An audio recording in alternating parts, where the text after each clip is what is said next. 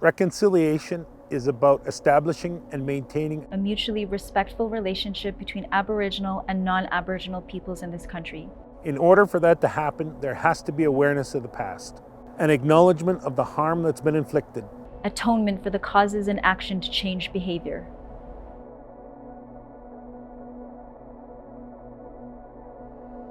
My name is Randy Elm.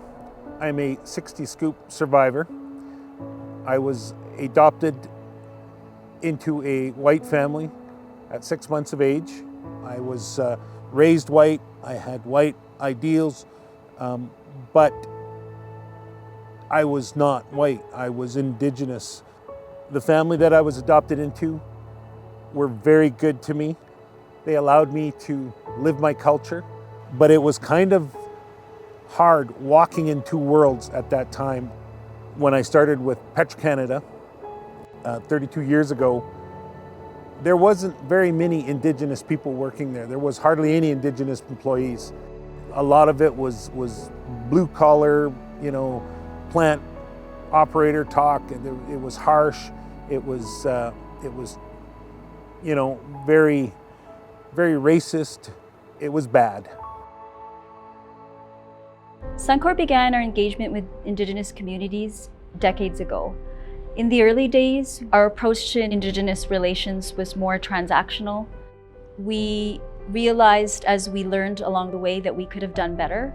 So in 2015, we set out our first social goal, which is about changing the way we think and act as an organization in order to build mutual trust and respect with Indigenous peoples. In 2019, we recognized that we made progress in many areas of our work, but we knew there was still so much work ahead of us. So the social goal is evolving to our journey of reconciliation, to represent that it's not a check-the-box exercise with an end date.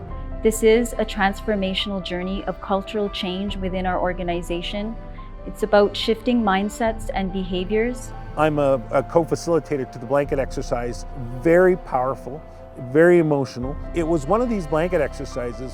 One of the guys came up to me and said, Randy, I'm sorry. And I said, you don't have to be sorry for what the government and people before us did to the Indigenous people. And he said, no, I'm not sorry for that. I'm sorry for calling you Cochise all those times. It was, disrespectful. And I know the story where it comes from now. So that was pretty powerful for me. There are things that many of us didn't learn going through the school system in Canada. We didn't learn about the residential school systems. We didn't learn about the Indian Act. We didn't learn about the 60 Scoop. And by really learning and opening our minds to the true history of our country, then we can begin to move forward in reconciliation. Reconciliation to me means living up to your word, standing behind what you say, making it sustainable for future generations.